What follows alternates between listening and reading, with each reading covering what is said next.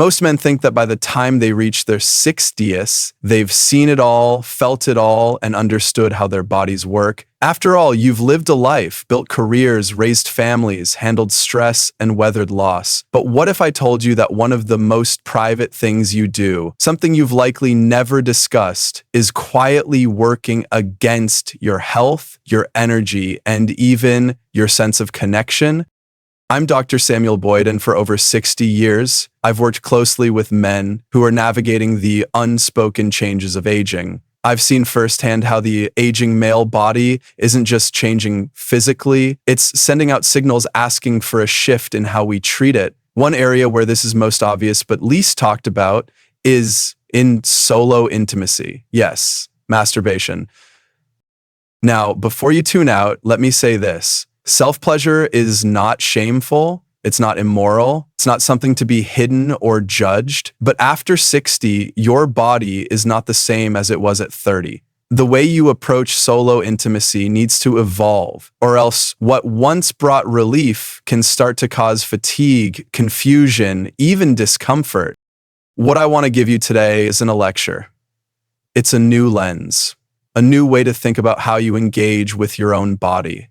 Because the truth is, most men were never taught how to age sexually. We just kept doing what worked before. But aging with awareness means revisiting your habits with compassion and asking, does this still serve me? Let's begin by talking about something deeper than just technique, the relationship you have with your own body. Most men over 60 think the decline in their sexual energy is inevitable, but in many cases, it's not biological, it's behavioral, and nowhere is this more true than in the unconscious patterns around solo pleasure.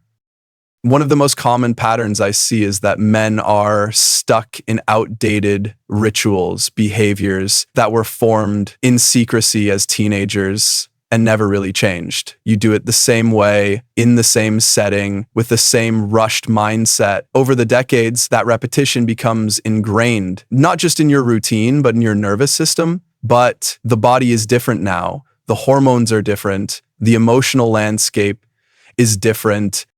So let's look at where things go wrong, not as judgment, but as a roadmap to better connection, better health, and yes, better pleasure. Let's start with environment. Where do you most often find yourself during this act? For many men, it's the bathroom. It feels private, quiet, lockable, but sitting hunched over on a toilet compresses your pelvic area in all the wrong ways. Over time, this position decreases circulation to the prostate, strains the pelvic floor, and can contribute to post-urinary dribbling, erectile numbness, or even pain. I had a patient, a 69-year-old electrician, who complained of a dull ache that wouldn't go away. No infection, no disease. The problem? He'd spent years doing what felt easiest in the bathroom, and now his body was responding to that chronic compression. A simple shift in posture, lying on his back with a pillow under the knees, changed everything. What you need to understand is that the aging male body thrives on flow. Blood flow, nerve flow, emotional flow. Cramping yourself in a chair in silence with tension in your core, it's the opposite of vitality. Now let's talk about what you're watching.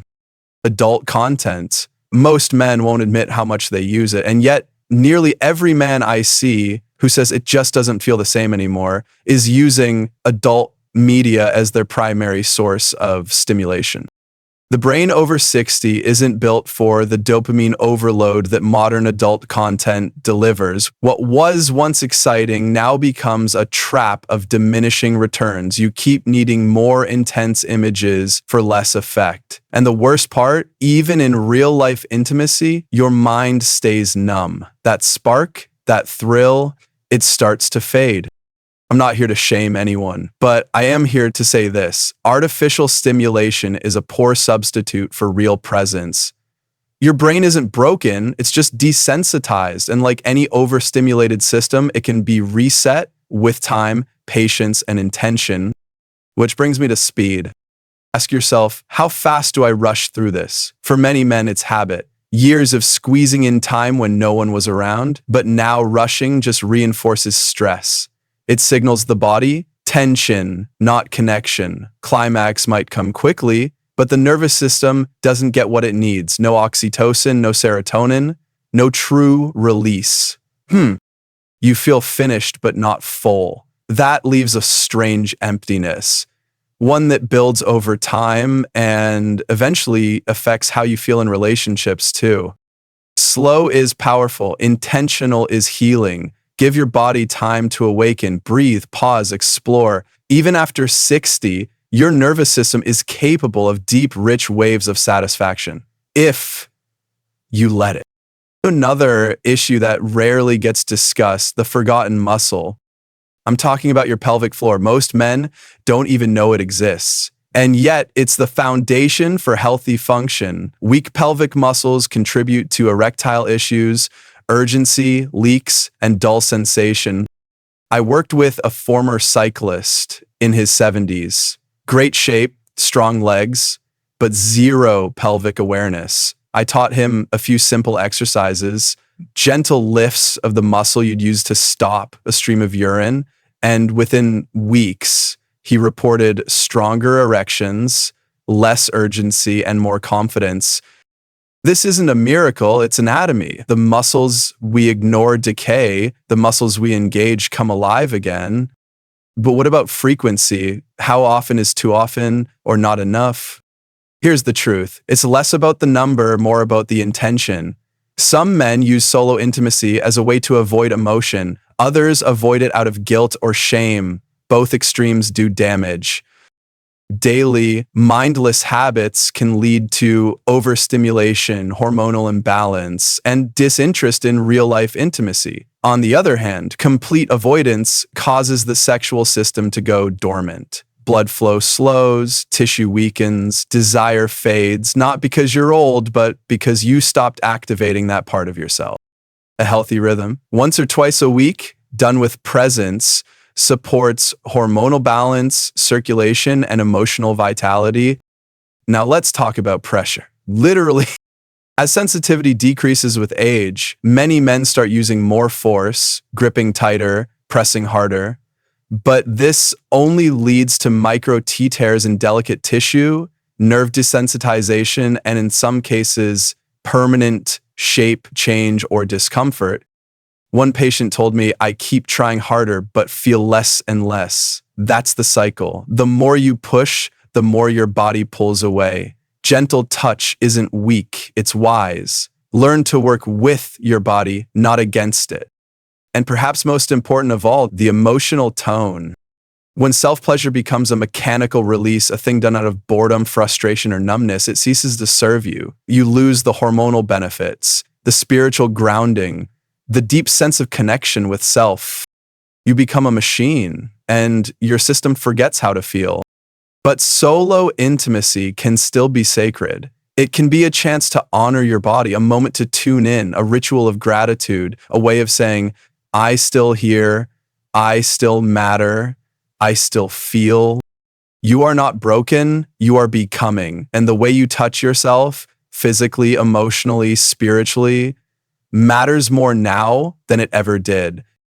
Gentlemen, I've worked with thousands of men in their 60s, 70s, even 80s who felt lost, alone, like something essential had slipped away. But with just a few mindful shifts in posture, intention, frequency, awareness, they got it back. Not just the physical function, but the deeper current, aliveness, presence, power. You don't need pills. You don't need shame. You need curiosity, patience, a willingness to see yourself in a new light. This isn't about fixing something that's wrong. It's about reconnecting with what's right, your body, your breath, your wholeness.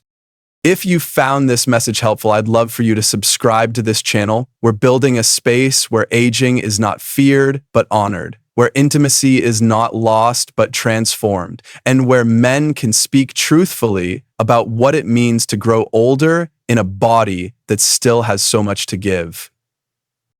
I'm Dr. Samuel Boyd, I'll be right here walking beside you with more insights to keep you strong, steady, and deeply connected.